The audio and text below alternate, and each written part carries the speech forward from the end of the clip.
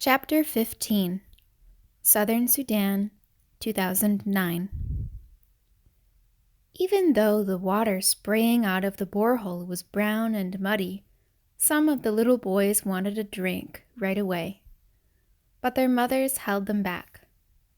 The men kept on working with the drill.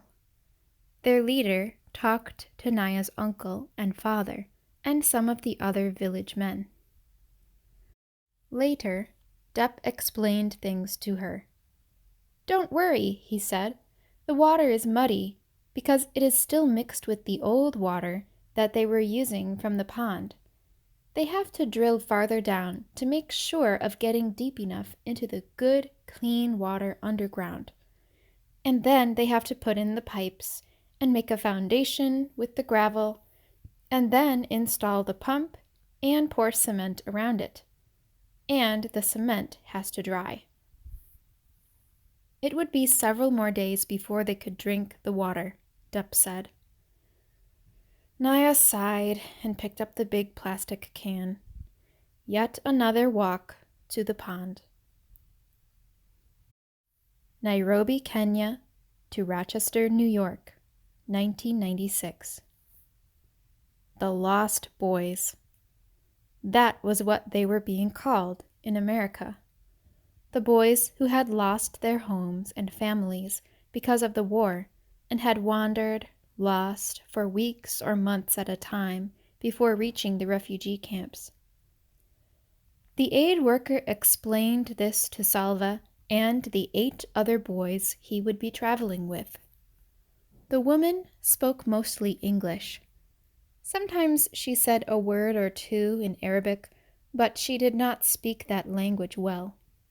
She tried her best to speak slowly, but she had many things to tell them, and Salva worried that he might misunderstand something important. They rode in a truck from the Ifo refugee camp to a processing center in Nairobi, the capital city of Kenya. Endless forms had to be filled out. Their photos were taken. There was a medical examination. It was all a blur to Salva, for he was too excited to sleep, which made him too tired to grasp everything that was happening. But there was one clear moment when he was given new clothes. In the camp, he had worn an old pair of shorts and an even older t-shirt. He had taken as good care of them as he could, but there were holes in the shirt, and the waistband of the shorts was stretched out and threadbare. The camp workers handed out clothing whenever donations came in, but there were never enough clothes for those who needed them. Now, Salva's arms were piled high with new clothes: underwear, socks, sneakers, a pair of long pants, a t-shirt, and a long-sleeved shirt to wear on top of it. And he was to wear all these clothes at the same time. "It's winter in America," the aid worker said. "Winter?" Salva repeated. "Yes, very cold. You will be given more clothes in New York." "More clothes?" Salva shook his head. "How can I possibly wear any more clothes?" Salva could hardly believe his eyes when he boarded the plane in Nairobi. Every person had a seat, and they all had luggage too. With all those people, hundreds of heavy padded chairs, and all those bags, how would the plane ever get off the ground? Somehow it did. Not like a bird lifting off lightly with a quick flapping of wings, but with shrieks and roars from the engines as the plane lumbered down the long runway, as if it had to try as hard as it could to get into the air. Once the plane was safely aloft, Salva stared at the scene outside the small window. The world was so big, yet everything in it was so small. Huge forests and deserts became mere patches of green and brown. Cars crawled along the roads like ants in a line.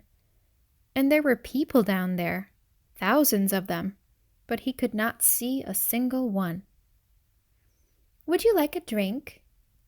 Salva looked up at the woman in her neat uniform and shook his head to show that he did not understand. She smiled. "Coca-Cola? Orange juice?" Coca-Cola! Long ago, Salva's father had once brought a few bottles of Coca-Cola back from his trip to the market. Salva's first taste had been startling. All those bubbles jumping around in his mouth. What a rare treat it had been.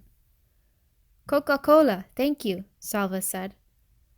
And with each sip he remembered his family passing the bottles from hand to hand, laughing at the tickly bubbles, sharing and laughing together. The journey to Salva's new home required not one, not two, but 3 planes. The first plane flew from Nairobi to Frankfurt, in a country called Germany. It landed with an alarming thump, then braked so hard that Salva was thrown forward in his seat. The strap across his stomach caught him hard. He took a second plane from Frankfurt to New York City. It too landed abruptly, but this time Salva was ready, and he held tightly to the armrests. In New York City, the aid worker led the boys to different gates. Some would be making the final leg of their trip alone, while others were in groups of 2 or 3. Salva was the only one going to Rochester. The aid worker said that his new family would be waiting for him there. On the plane to Rochester, most of the passengers were men traveling on their own. But there were some women too, and a few families, mothers and fathers and children. Most of the people were white. Beginning at the airport in Frankfurt, Salva had seen more white people in the last few hours than he had seen before in his whole lifetime. He tried not to stare, but he couldn't help studying the families closely. Thoughts kept looping through his mind. What if my new family isn't there? What if they have changed their minds? What if they meet me and don't like me? Salva took a deep breath. A step at a time, he reminded himself. Just this flight to get through for now. The plane landed at last, its wheels screeching, while Salva gripped the armrests and braced himself for what was to come. There they were, smiling and waving in the airport lobby, his new family. Chris, the father, Louise, the mother, and 4 children.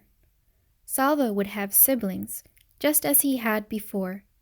He felt his shoulders relax a little on seeing their eager smiles. Salva said hello and thank you many times, for in his fatigue and confusion, these were the only words he felt sure about. He could not understand what anyone was saying, especially Louise, who spoke so quickly that at first he was not sure she was even speaking English. And yes, they did have more clothes for him.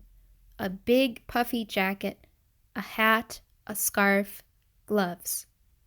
He put on the jacket and zipped it up. The sleeves were so bulky that he felt as if he couldn't move his arms properly. He wondered if he looked very foolish now, with his body and arms so fat and his legs so thin. But none of the family laughed at him, and he soon noticed that they were all wearing the same kind of jacket. The glass doors of the airport terminal slid open. The frigid air hit Salva's face like a slap. Never had he felt such cold before. In the part of Africa where he had lived all his life, the temperature rarely dropped below 70 degrees. When he inhaled, He thought his lungs would surely freeze solid and stop working. But all around him, people were still walking and talking and moving about. Apparently, it was possible to survive in such cold temperatures, and he now understood the need for the awkward padded jacket. Salva stood still inside the terminal doors for a few moments. Leaving the airport felt like leaving his old life forever. Sudan, his village, his family. Tears came to his eyes, perhaps from the cold air blowing through the open doors. His new family was already outside. They turned and looked back at him.